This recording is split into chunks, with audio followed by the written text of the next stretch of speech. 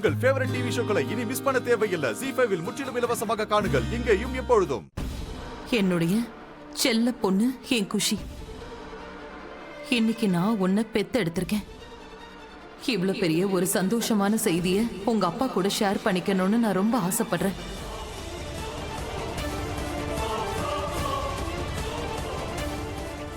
அவருக்கு ஃபோன் பண்ணி எல்லாத்தையும் பேசி எங்களுக்குள்ள இருக்கிற எல்லா பிரச்சனைகளையும் நான் சரி பண்ணிக்க நினைக்கிறேன்.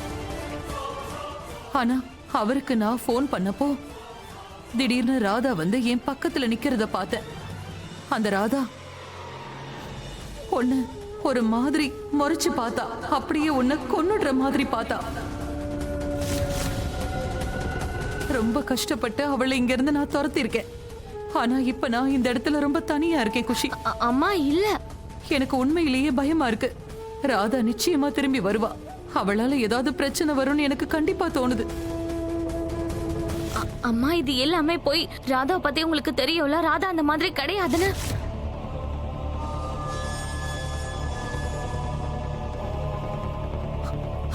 அம்மா அஜித் அண்ணா உங்களுக்கு தெரியும்ல. நீங்க அவளை தங்கச்சியை ஏத்துக்கிட்டீங்கல்ல. உங்களுக்கு அவளை பத்தி நல்லாவே தெரியும். இது எல்லாமே போய் அதை எதையும் நான் எழுதவே இல்லை. எல்லாம் போய். இன்னைக்கு நான் ராதாவை வீட்டுக்கு வெளியே கெரோசின் டப்பாவோட பார்த்தேன். குஷி, அவ உன்னையும் என்னையும் காயப்படுத்த நினைக்கிறான்.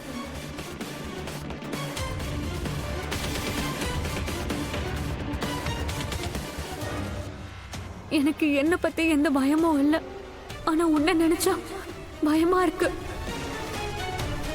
எப்படியாவது உன்னோட அப்பா இங்க வந்து சீக்கிரமா உன்னை இங்க இருந்து கூட்டிட்டு போகணும். அநேகமா இதுதான் என்னோட கடைசி லெட்டரா இருக்கும். ஒருவேளை நான் செத்து போனதுக்கு அப்புறம் இந்த லெட்டர் கிடைச்சா அப்ப என்ன கொலை பண்ணது ராதா நினைச்சுக்கோ.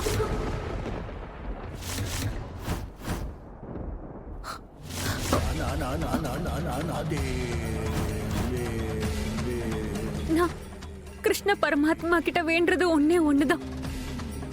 அவரு உன்னை காப்பாத்தணும். உன்னோட அப்பாவை ராதா கிட்ட இருந்து தள்ளி வைக்கணும். ஏன்னா ராதாவோட கண்கள்ல அந்த பிடிவாதத்தை பார்த்தேன். அவ உன்னோட அப்பாவை தனக்கு சொந்தமாக்கிக்கணுங்கிறதுக்காக எந்த எல்லைக்கு வேணாலும் போவா. உங்க வீட்டுக்குள்ள அவ நுழையலாம். உங்க அப்பாவை அடையணுங்கிறதுக்காக உன்கிட்ட நல்லவளா நடிக்கலாம். உன் கூட ஒரு உறவை கூட ஏற்படுத்திக்கலாம்.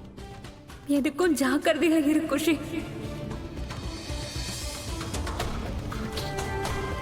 ராதாவை விட்டு தள்ளியே இரு. உன்னோட அம்மா